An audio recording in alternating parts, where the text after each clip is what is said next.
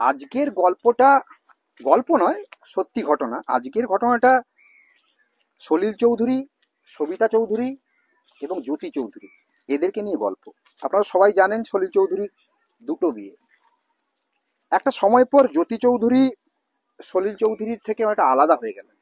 জীবনে সবিতা চৌধুরী তখন, জ্যোতি চৌধুরী প্রবল অর্থ কষ্টের মধ্যে আছে এবং এটা জানতে পেরে গেলেন সলিল চৌধুরী। সলিল চৌধুরী জানতে পেরে যাওয়ার পর তাকে বিভিন্নভাবে সাহায্য করার চেষ্টা করলেন, আর্থিকভাবে বলুন বা বিভিন্নভাবে, কিন্তু কোনোভাবে জ্যোতি চৌধুরী সলিল চৌধুরীর কাছ থেকে কোনো আর্থিক সুবিধা নিতে চায়নি। প্রবল মানসিক যন্ত্রণায় সলিল চৌধুরী লিখে ফেললেন সেই বিখ্যাত গান, বাঁশি কেন হয় আমারে কাঁদায়। এটা ছিল সলিল চৌধুরী জ্যোতি চৌধুরীর জীবনের একটা কাহিনী। শান্তিমিতা, তুমি আমাকে বলছিলে আর একটা ঘটনা। হ্যাঁ, আমার কাছে একটা ঘটনা আছে।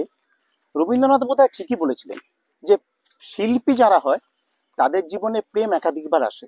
তা জ্যোতি চৌধুরী ছেড়ে দেওয়ার পর ওনার জীবনে নতুন এক নারীর প্রবেশ ঘটলো। তিনিও তার মতো একজন বিখ্যাত গায়িকা, আমরা সবাই জানি, সবিতা চৌধুরী।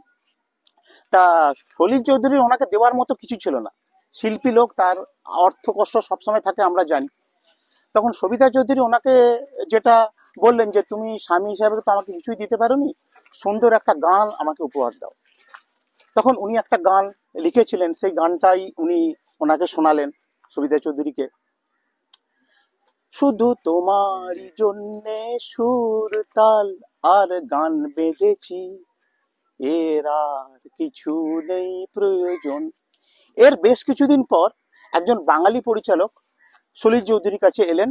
তিনি একটি বিখ্যাত সিনেমা তৈরি করছেন, সিনেমাটির নাম আনন্দ এবং পরিচালকের নাম ঋষিকেশ মুখার্জি। তিনি তার এই গানের সুরটা শুনে খুব অভিভূত হলেন। তা তিনি বললেন যে তোমার এই গানের সুরটা আমি আমার সিনেমাতে, আমার নায়ক রাজেশ খান্না, তার লিপি আমি দিতে চাই। তা গানটার হিন্দি ভার্সন আমরা শুনে থাকি। मैंने तेरे लिए ही सात रंग के सपने चुने। মুকেশের গাওয়া, যোগেশের লেখা सपने सुरीले सपने। এরপরে এই গানটার বাংলা গান যেটা শুধু তোমারই জন্য সুর তাল আর গান বেঁধেছি, এটা অর্ধেন্দু চ্যাটার্জির একটি বাংলা সিনেমা, যেটা আনন্দের বাংলা রিমেক জীবন। সেই সিনেমাতে এই গানটি তাপস পালের মুখে সলিল চৌধুরী নিজস্ব সুর নিজস্ব লেখায় বসিয়ে দিলেন।